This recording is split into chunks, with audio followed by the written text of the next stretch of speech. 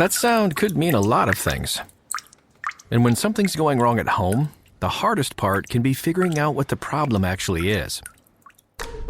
At Thumbtack, you can upload a voice message or a photo, and our AI-powered search will help diagnose your project. Plus, the pros we know have over 14 million five-star reviews, so you can hire with confidence. Thumbtack, we know homes. Hire the right pro today. Wendy's new Biggie Deals lets you choose whatever you're in the mood for. It's like a music mixing board of deals, and you're the producer. Go with some chill folk music with a JBC in the $4 Biggie Bite snack. Try the drum and bass of deals with a double stack in the $6 Biggie Bag. Or go full-on sandwich symphony with an $8 Biggie Bundle, the grand finale of snacking. And the best part? They all come with napkins. $4, $6, and $8 Biggie Deals how you want them at Wendy's. Price and participation may vary. Single items at regular price. Prices may be higher in Alaska, California, and Hawaii. DJ and PK, it's 97.5, the KSL Sports Zone. It is U.S. Open Championship week, which means we're going to be hearing from Brian Taylor and Bob Casper all week long. Brian and Bob's appearances are brought to you by Mountain America Credit Union, Mountainland Supply, Black Desert Resort, Hoops Vision, and Uinta Golf. Brian, good morning. Morning, gentlemen. The U.S. Open is going to Shinnecock. There is a famous name in U.S. golf history, and I had occasion to be driving back on the freeway on a Saturday morning a week ago, and I got to hear a big chunk of your show, and I heard you list off all the big-time courses that you have been able to play. This show's really worked out for you. What a show off. I was like, you're just checking one of Show some humility. one famous course after another. I don't really need to play Pine Valley again. I'm like, whoa, okay, all right, cool, good to be you. This guy. I shouldn't put that out in the universe, should I? No. That's not good. Bragger. Yeah. But the show has worked out for you well, hasn't it? You know, it's been pretty cool. It probably doesn't hurt that my partner's dad won a couple U.S. Opens, and they have been so kind to invite us to media days to be able to play some of these great golf courses. So Pine Valley, by the way, wasn't one of those. That was just a relationship. And so the point I was trying to make with that, obviously, if we had a producer with a honk button, he would have probably been firing away that morning. But the point is that just because a golf course is rated one of the best golf courses, or just because it's really a hard golf course like Oakmont last year, doesn't necessarily mean it's a fun golf course to play. And so I was just trying to offer some perspective on Shinnecock that is one of my probably top three favorite golf experiences that I've ever had. It's one of those golf courses that's hard, but it's still fun to play. And so I was sad this year. We did get invited 5 weeks ago. Wasn't able to make it. But it's a treat. It feels like one of those places when you walk on the property, you just know you're at a special place. The golf course is fun. And I'll tell you what, so what makes it fun? That was what the discussion came into. Fairways are pretty generous, so you can hit driver. You don't feel like, you stand up on the tee and you're already defeated. The challenge then becomes a second shot. And I think when you're a golfer and you like the challenge, you play regularly, the second shot is what's exciting because you can see the goal. It's in range. It's right there in front of you. And can you hit the shot that will enable you to conquer the test that is before you? And I think Shinnecock offers that beautifully. It's right there. It's not easy. It's not just a lot of tour courses. These guys are driver wedge, throw darts at the flag and tap in for birdie or eagle and move on. This one's a little more strategic. Obviously, that's why it's hosting major championships and not just regular tour events. But it's a special place. It's a fun golf course. It's a hard golf course. It's going to test these players. But I don't think you're going to hear the players complain so much about the setup or the golf course as they do just their own ability or inability to master it. What's this deal I've been reading about watering the course? You. What was that? Sorry, that was Yak referencing the line about if we had a producer at a honk. Oh, okay. Nice. Good for you. I missed that. Exactly. I hear that playing over in my head a lot. That's one of my favorite drops. What is... This interview is now wrecked. Go ahead, Yak. Just 20 more times. It's fine. What's the deal about watering the course at 2:00? I've heard something about that. What are they talking about? So what's interesting is that the weather, because of where this sits in between the bay and the ocean, and it's fully exposed links style golf course, one of the finest links courses the U.S. has to offer. Scotland's over there saying, "Wait a minute, but look, this is one of the best. Long Island is just such a gem." If you wanted to have you could have a whole show on, where's the best place to play golf, and Long Island's got to be right there. So what happens is the weather can change so drastically, right? I mean, when you're near the ocean, all kinds of things can happen. You can get extra humidity, you can get extra wind, you can get lackey, you get all kinds of things that can take place. What happened, if you remember, I think it was 2004, when Retief Goosen won, they actually lost the golf course in some ways. Like they had to water the seventh green in between groups because balls couldn't stay. Yeah, you remember that? Yeah, that was weird. Look, the guys out controversial. There, literally a dude out there with a hose, just like Dad was yelling at him to go water the lawn. That's exactly right. Yeah. And Johnny Miller was on the radio or on the television. He was freaking out. Like this is something you don't do. But the golf course, I remember that year we were with Mike Weir. He's a recent Masters champion. Go ahead, honk it. And he was on the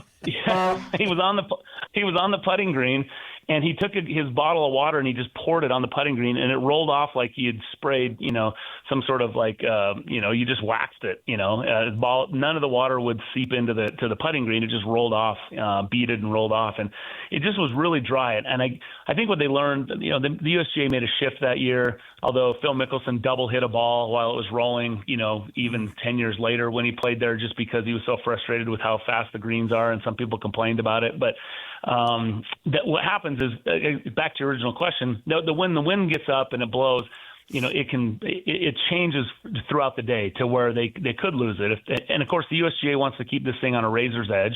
They want it to play as hard as it can possibly play within the setup, with the bounds of the setup of the architect.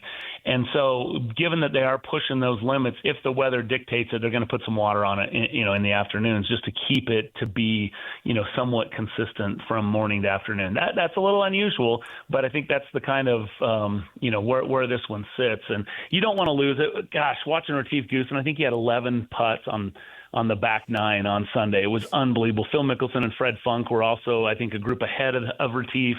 And it was, so you look at that, like Retief Goosen, not a bomber, but just a great ball striker straight, not necessarily known for a great putter, but he had a week.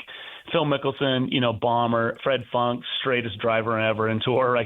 So you look at that, and so many different kinds of players can compete. You look at Tony Finau was in contention last time. Brooks Koepka won, both bombers. Tommy Fleetwood shot 63 on Sunday and lapped the field and came up to finish in the top 5 or 3 or 4 or whatever he ended up finishing. So again, different styles of players still have the opportunity. Corey Pavin won here, right? Again, kind of more of a Tommy Fleetwood, Fred Funk type of player. And so I think it's just cool. It's a cool golf course. And hopefully the conditions aren't the story, and it's the play of the eventual champion. One thing I love about your show is I love the caddy. Sometimes he comes on and just tells great stories and really takes you behind the scenes. And other times, and it was this case, he really gives you real insight. And I thought it was really interesting when he said the greens are just they're a fraud, they're a lie. Don't trust your eyes and what you see on TV. When he said 50% of the green area doesn't hold the ball. The combination of the fast and how the slope, can be a false front or back or side.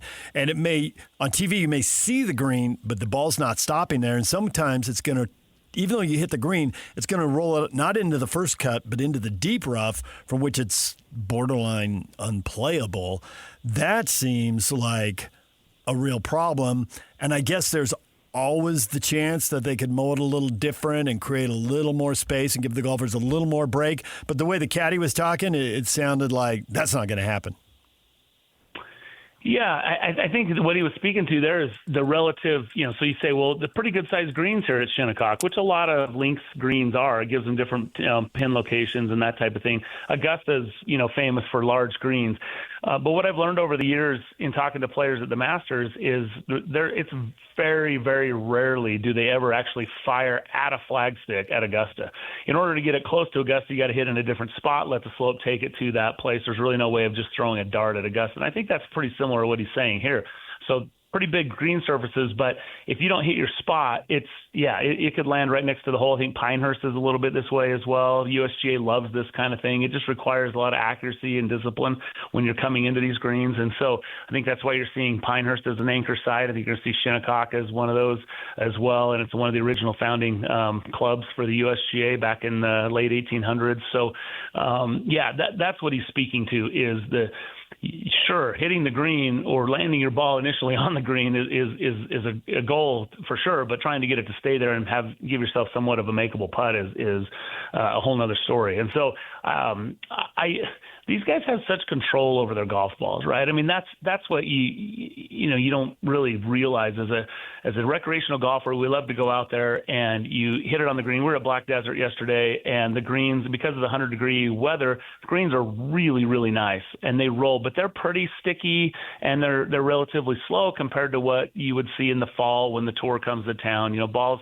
you can hit chip shots and it'll roll up and stop. Where once you get those things slick a little bit, firmed up, you have to be able to put spin on the ball and the right spin on the ball in order to get it anywhere near the place that you want to finish up. So that's what I love with watching these guys. It's a master class. The USGA wants to, as they say, get every club in your bag dirty, and they want to also challenge the 6 inches between your ears as well, and just make it a really, really difficult stern test. And hopefully that'll happen again. Like I say, hopefully we don't have any controversial type setups, that it's more just let Shinnecock do what it's going to be, and that's what they promise they're going to do this week.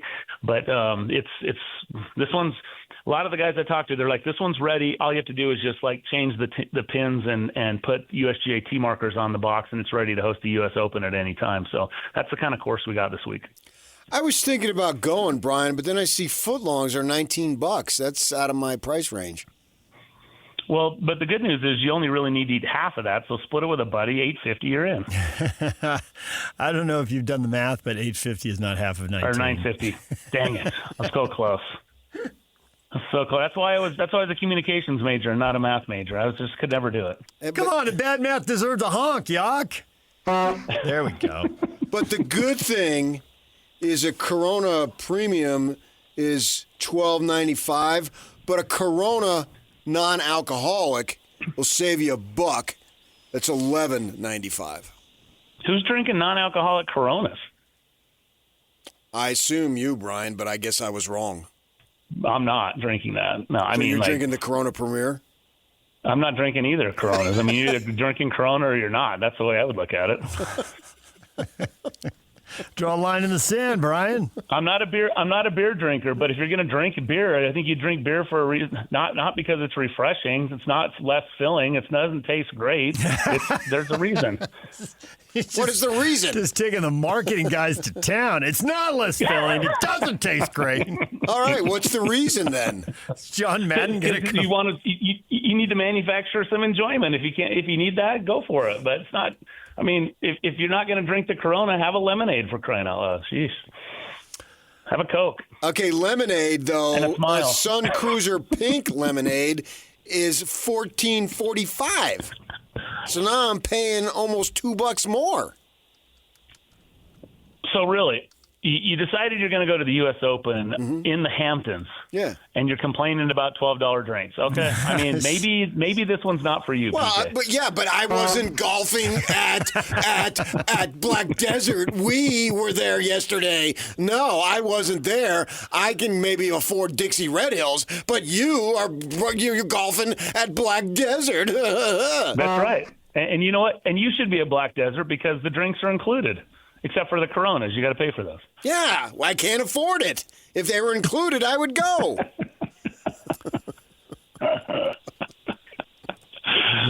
Hey, when are we going to play golf anyway? Why don't we have the DJ PK Open? When's that going to happen?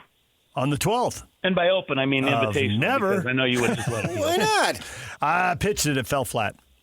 Pitch it again. Okay, I'll pitch it again. Pitch it a third time. You got way more status now. Yeah, we'll see. Here's my thought. If you think winning a U.S. Open is difficult, how about standing over an 8-foot putt? Let's say you get a sponsor to give away $1,000. You got an 8-footer, but PK gets to heckle you as you line that up and try to make it.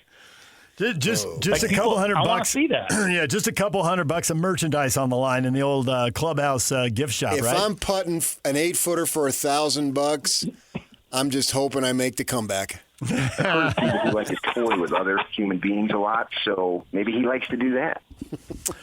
How do you feel about Scotty Scheffler in the career slam? We're going to get a little history. What do you think? You know, it's been kind of an interesting few weeks on tour, you know. I mean, you've got Aaron Rai winning the PGA Championship. I mean, I know we all predicted that. JT Poston won recently. Bud Cauley got an emotional victory Sunday. You know, you've got Wyndham Clark sort of resurrected his career at the Byron Nelson. So, like, it hasn't exactly been, you know, sort of the who's who since Rory won, you know, the second of his two Masters, I guess. And there's that math working again. So it's hard to say, right? That said, when we did our way too early major championship predictions back in January, Bob and I both settled on this one. If we're going to pick Scotty, and you feel like you have to pick Scotty to win at least one major, right? The way he's played the last couple of years, it might as well be here at Shinnecock. It might as well be like Grand Slam Bob wants to add a whole list. Bob wants that Grand Slam club to be jam-packed with people by the time, you know, we're done with this show. Yeah. And so he's rooting for that. But I really think, look, Scotty turns 30 on Sunday. There's a lot of really cool storylines that go along with that. He definitely hasn't been peak Scotty Scheffler this year. And yet when you say that, I think he's got like 5 runner-up finishes in the last several starts. I mean, he's such a good player. His stats are all still right there. Putting is good. Driving is good. You know, maybe he hasn't been quite as close. If you were listening to the show Saturday, you also heard the caddy go on a way too long of a rant about proximity.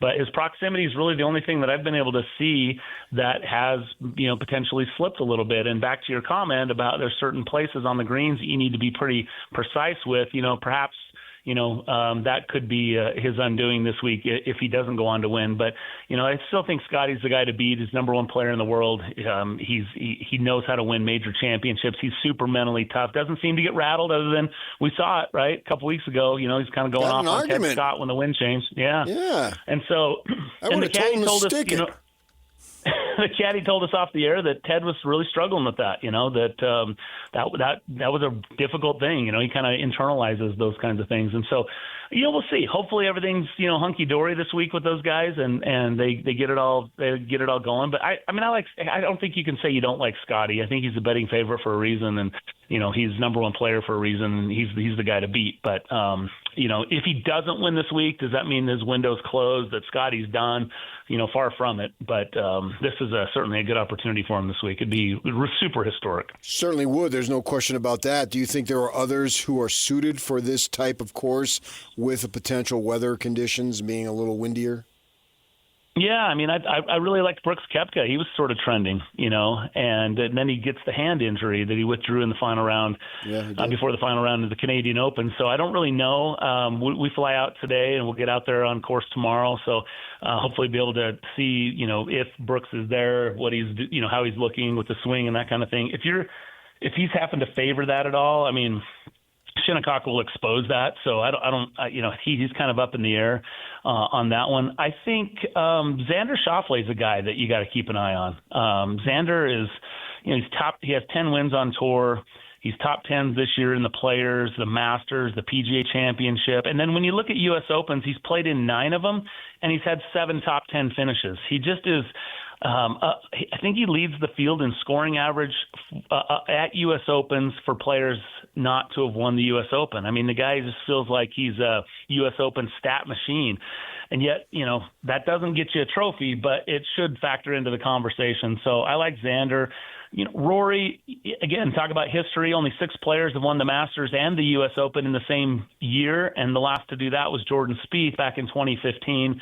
He does have 30 tour wins, most of any player in the field. Imagine that. We're here at a place where Rory McIlroy is sort of the elder statesman and most successful player, which is, I thought, was pretty interesting with Tiger and Phil both, you know, out of the field this week. And so interesting. The other one I like is Matt Fitzpatrick. I mean, this is a guy that I just really like his play. I think he's going to win a major this year. I picked him to win the Open Championship coming up next month, but I wouldn't surprise me. He had a really good finish. What did he finish, second or third last week? And runner-up. Yeah, runner-up last week. And he has 6 top 10s in 14 starts this year, so including 3 victories. So I like Matt Fitzpatrick. Yeah, I know a guy who picked him when he was a total unknown, and he won the U.S. Open. And the other guys, one of guys, like he was born to play golf, and he got beat by somebody who doesn't know what he's talking about, but yet he picked Matthew Fitzpatrick. You remember who that guy was, DJ? No, a complete unknown. What are you, Timothy Schley? Or Yes, and I wanted a honk with that. Me singing on the air deserves a honk. Yeah, absolutely. Yes, I did pick Matthew Fitzpatrick. I think we all knew that without you saying that, but I'm glad you confirmed it for the 2 people in the car who couldn't follow the plot.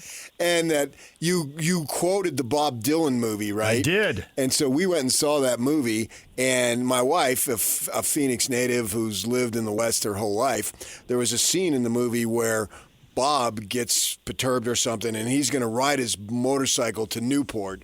And she looks at me, oh, I'm sure. He's really going to ride his motorcycle to Newport? I said, yeah, I think that's Newport, Rhode Island, not Newport Beach. He was going cross Context country. matters, right? That was her Newport reference. That's awesome. So there you go. Oh, that's awesome. That one got me. Okay. Hey, Brian, we appreciate it as always. We'll do the draft with Bob, and then we'll get back to you later in the week, and you can critique our picks. I love it. All We're right. looking forward to it. Thanks, boys. Thank you, Brian. All right, there's Brian Taylor. It's time for another U.S. Open golf giveaway. Caller 12 right now, 801-575-7 will be assigned a golfer in the U.S. Open this week, or someone will get the field. Have we given away the field yet? Do I have to keep saying that? Field's still open. Okay. If your golfer wins, you will receive $300 in clubhouse credit, a Copper Rock golf course, and a $100 gas card. It's brought to you by Copper Rock, where the pros play. DJ and PK, it's 97.5, the KSL Sports Zone. 3, 2, 1. This is Scotty G and Coach Tim LeCoq. He is the president of basketball operations for the Utah Jazz. Austin Ainge, kind enough to join us. Can you go anywhere without anybody trying to say, hey, Austin, just between you and me, just, come on. Oh, everywhere I walk, yeah, people ask, but we don't tell anybody. I don't tell my wife. I don't tell I don't tell some of the people on my staff that I work with every day where I'm leaning. Like, on top of the competitive advantages and the trades that could kill and some of the other things that would harm, there's huge betting markets now. And that's true. Some guy I play golf with makes $500,000 on who the draft is, and then the FBI's knocking on my door. We can't be having that. No. We don't want any of that. No. And that may be in the news right now, so you want to avoid that for sure. Catch Scotty G and Coach weekdays from 10 to 2. Presented by Mountain Land Supply on 97.5, the KSL Sports Zone. We all have routines. I'm Jabron, and with diabetes, mine was finger sticks. Sometimes I skip them because they hurt.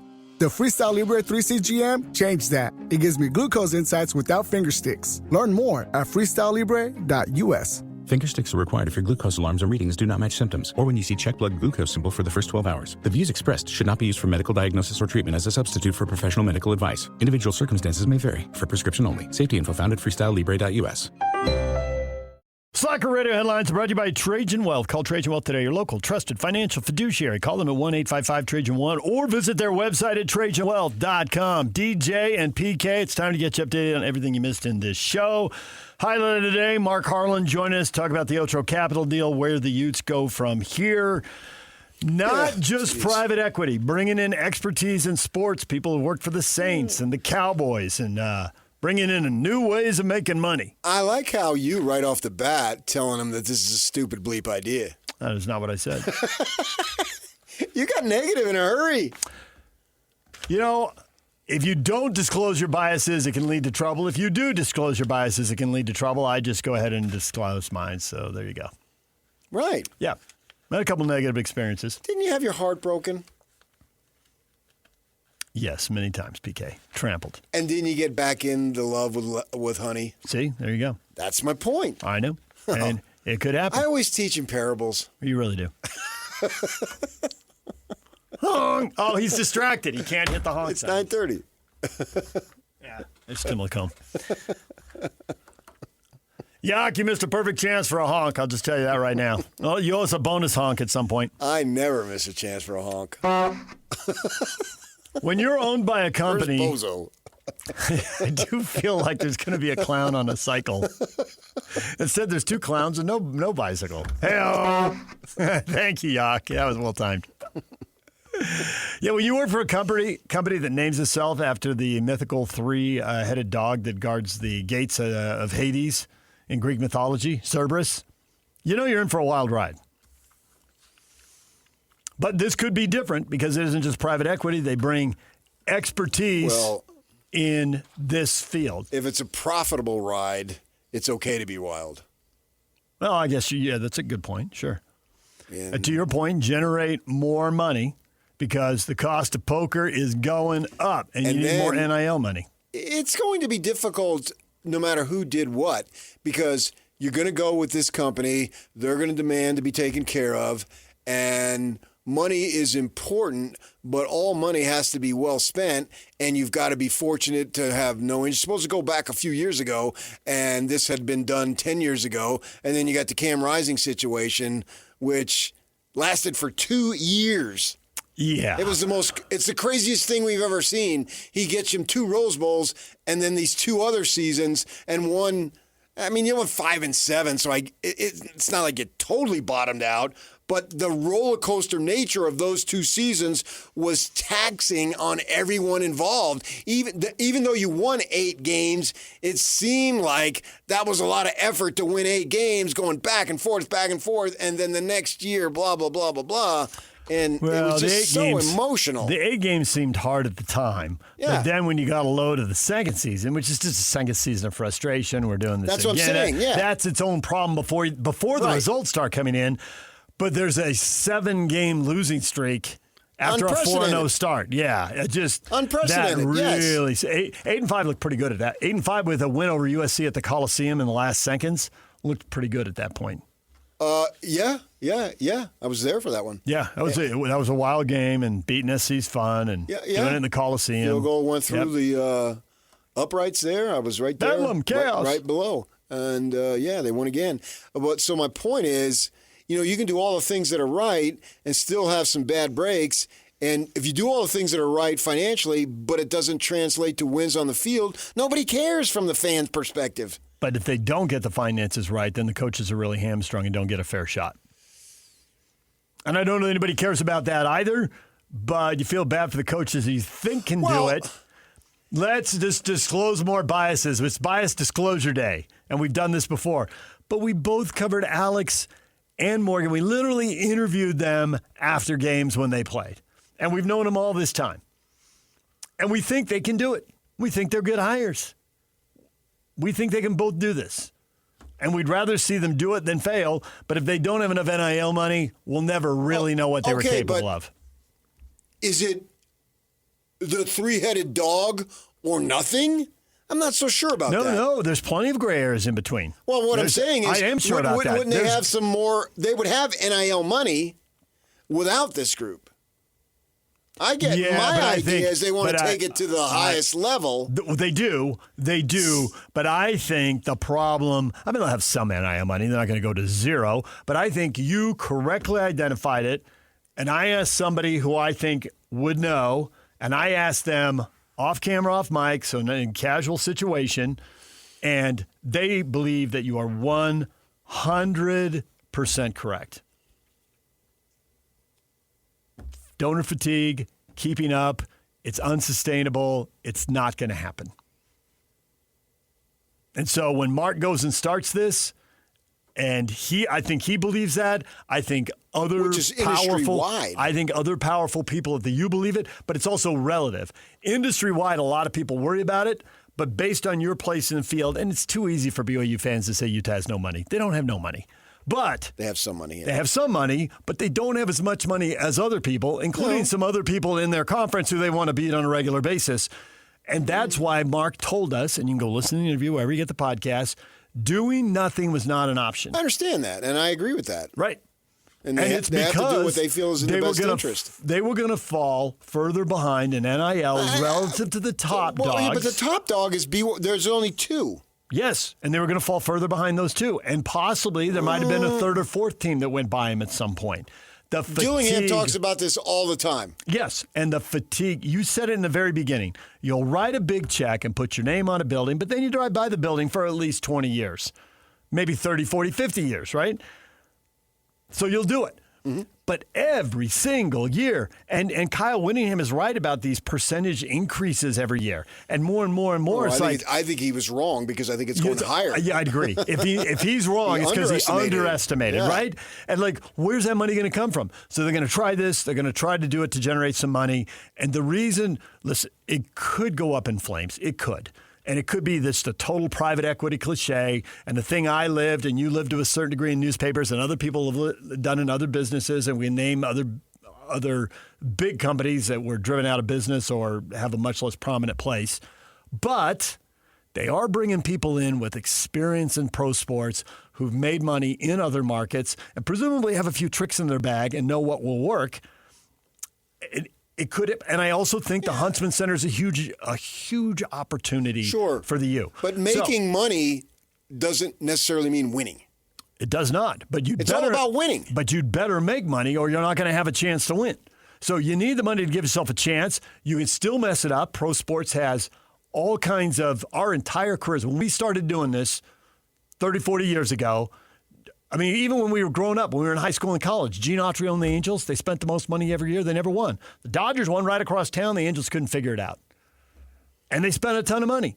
I still think even with the money, they're still the University of Utah, and they're going to have the coaching ability that Kyle Whittingham has shown for so many years to develop. They're not going to get a bunch of 4 and 5 stars. They need another Kyle, and they need another Rick. Everybody else is going to have more money. Yeah. Once you go down that road, there's no turning back, but the other guys are going down that road too. That's the whole Dillingham just said that the other day. Our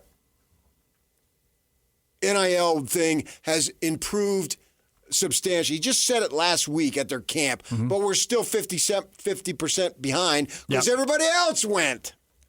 And they lost their 1,000-yard rusher and their star quarterback for money, and their best basketball player for money. And the Utes had 3 guys average double figures last year, and 2 of them left for money, and those are the seniors out of eligibility.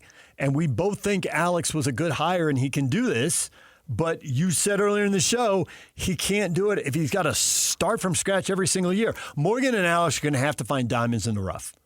And they're going to have to coach them up and help these people improve. But when they do, they need to have enough money to retain them. If they coach them up and then they bolt after their sophomore years, how good can they possibly be? They're clearly going to have a ceiling if that's the path going forward. And I think Mark knows that. I think the school president knows that. Everybody but 10 programs is going to have that.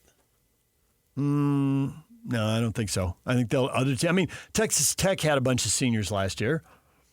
You can have seniors. I mean, the Utes had. But they got seniors. Outrageous amounts of money. That's what I'm saying. Okay, but the Utes had 2 guys get drafted in the first round. They identified them, they recruited them, they landed them, and they kept them. If those guys are bolting after their freshman year, there's no hope for the Utes. Now, even if you keep him, you don't necessarily win the league, as they didn't make the conference title game again. But it gave them a chance. They did. They won 11 games because the O-line was awesome. But they had 3 seniors, and they had 2 first-round draft picks to tackle and 3 seniors in between them. Right, but now you went basketball, and then you transferred to football. It's 2 different entities. The basketball percentage of transfers is far greater than football. But your football team can get picked over if you're good and you don't have enough money and you have a rep for diamonds in the rough. And Kyle did and then pick you it go over. Pick off somebody else. Kyle did pick it over going to Michigan. But there's not. But I mean, it's like I don't think he picked it over. Well, he took the guys he wanted, and John Henry Daly had a third of the team sacked, so that's a big loss. No question. Yeah, no question. He took like 6 guys. Right. But the impact guys I think he's taking. Football, you have a better chance of keeping guys. Yes, but you have to keep so many more guys. It's still a problem.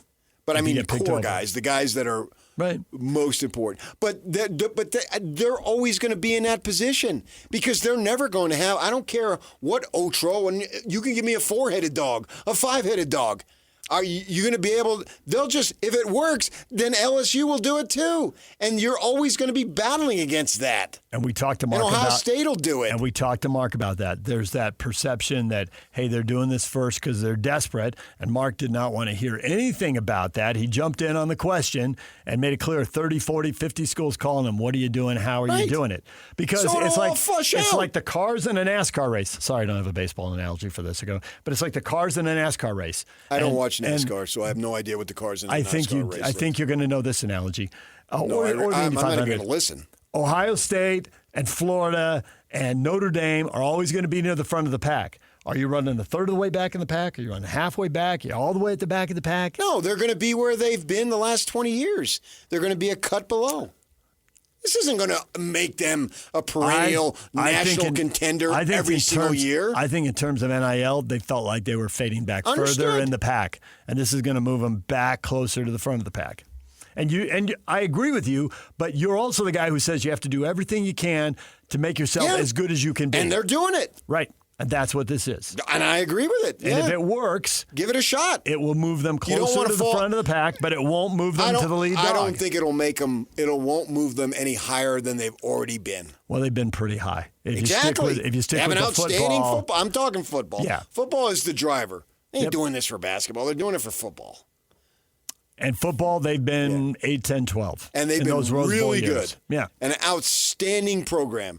But they haven't been at the top. I don't see where this is going to all of a sudden elevate them to the top. Because you're still in Salt Lake City. You're still removed. We have a smaller population. Thank goodness for the Polynesian folks coming in because they have produced good football players. I think that would be really difficult to win at the highest levels that they've been able to win. Well, I think that you can specifically look at the Polynesian influence in high school football and say, why is Utah, which is smaller than Colorado, it's awesome, dramatically outproducing Colorado in terms of quality football recruits?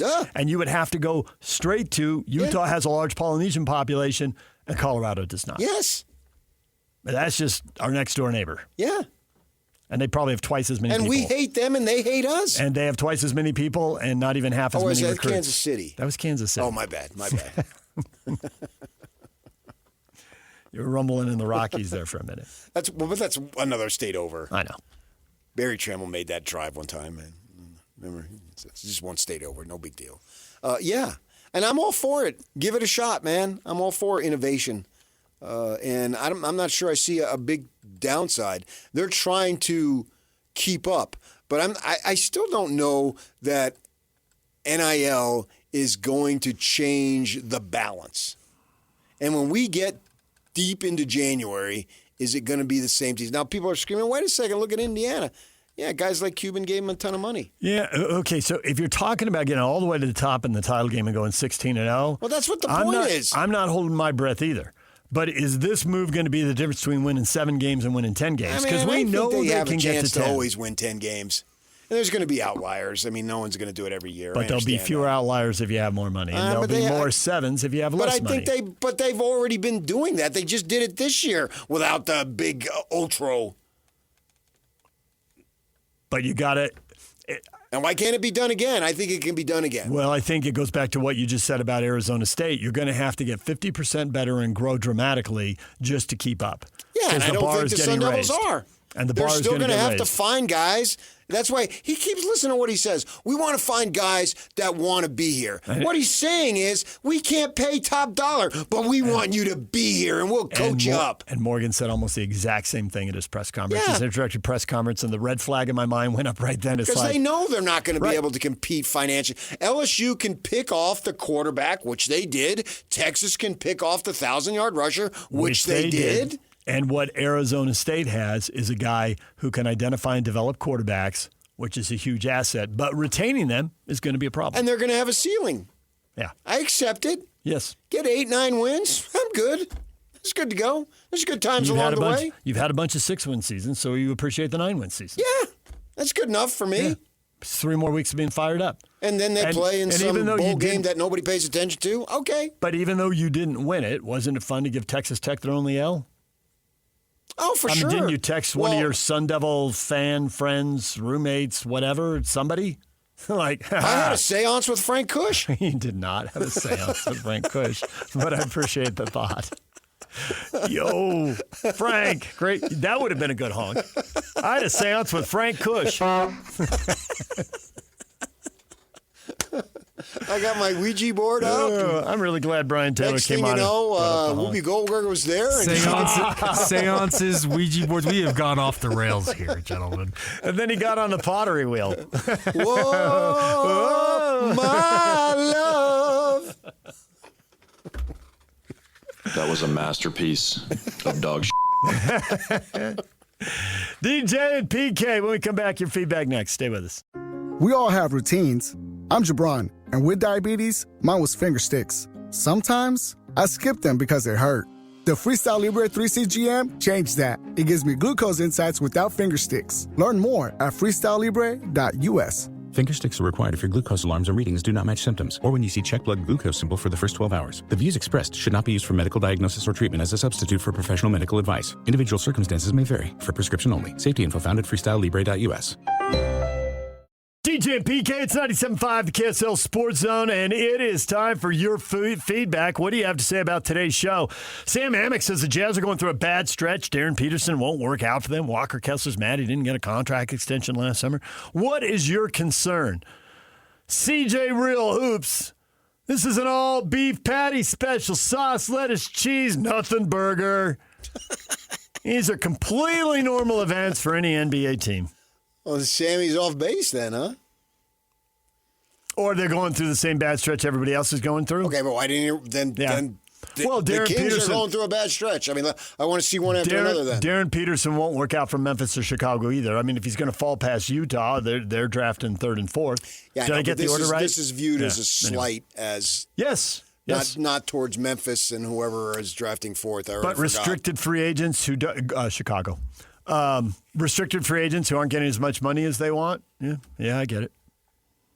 Well, restricted free agents who have to go through the process.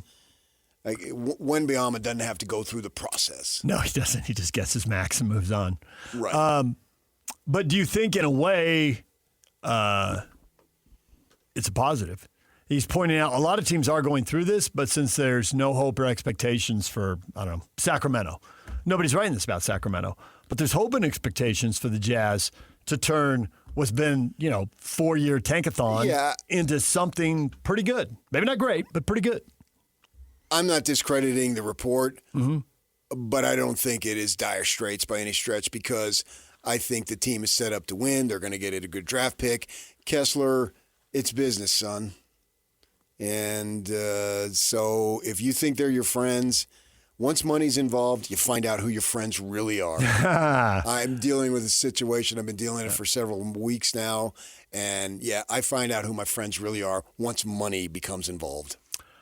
Rock Monster 1232 says national media does not want the Jazz to have nice things. I would rather they stop talking about the Jazz at all. They never say anything positive. That's bullcrap. National media loves the Jazz because the Jazz bend over backwards for national media. That they do. They provide all sorts of access. Yes. And they'll leave the local media literally standing at the door while the national media walks across the practice floor. Although credit for Austin Ainge, he's come on all the shows. And I really appreciate that. And it has been great. And he's been saying as much as he can say. There are limits, but he said as much as he can. He's not even settled on one show. He's alternating different times a day, knowing people listen at different times.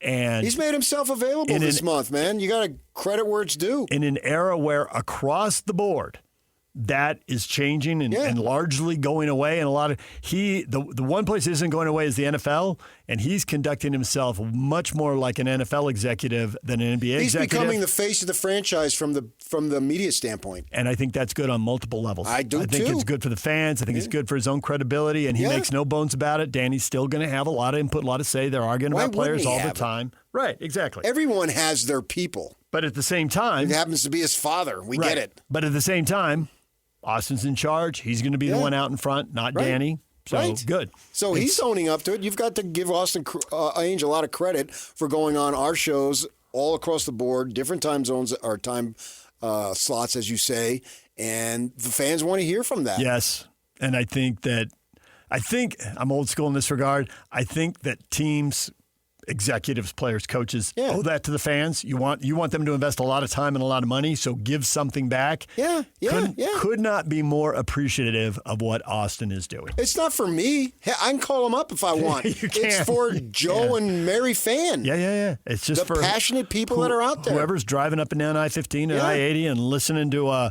Jazz fans, and I just heard from one yesterday, listening in states all over the place, like you were saying, BYU fans in Arizona, reading what you write.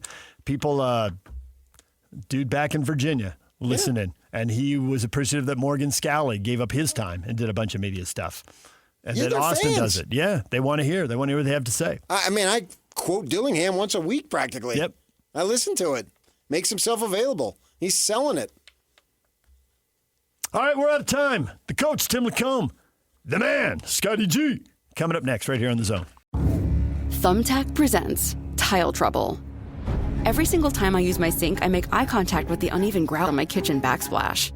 The crooked corners eye me, and I'm haunted by more tiling questions than I thought possible. What kind of pro can fix a backsplash? Can I replace one cracked tile, or should I replace them all? What if I just use Thumbtack? I can hire top-rated pros, read reviews, and compare prices with a tap, all on the app. Thumbtack knows homes. Download the app today. Summer is all about freedom, fun, and growing up. And between the ages of 9 and 13, kids are starting to form their views about alcohol. With more independence, their still developing brains need more guidance and support than ever. That's why summer is the perfect time to stay connected and plan fun, safe family activities together. Research shows kids who spend quality time with their parents doing what they enjoy are less likely to drink underage. And when kids feel close to you, they're more likely to listen, especially when you set clear expectations. In fact, kids who drink before 15 are far more likely to struggle with alcohol later. This summer, create a no-bummer summer with fun, alcohol-free activities for your kids. Go to summer.parentsempowered.org to take a quick quiz and discover ideas tailored to your family. A little time together can make a big difference. For more information and to learn more about how to prevent underage drinking, visit parentsempowered.org.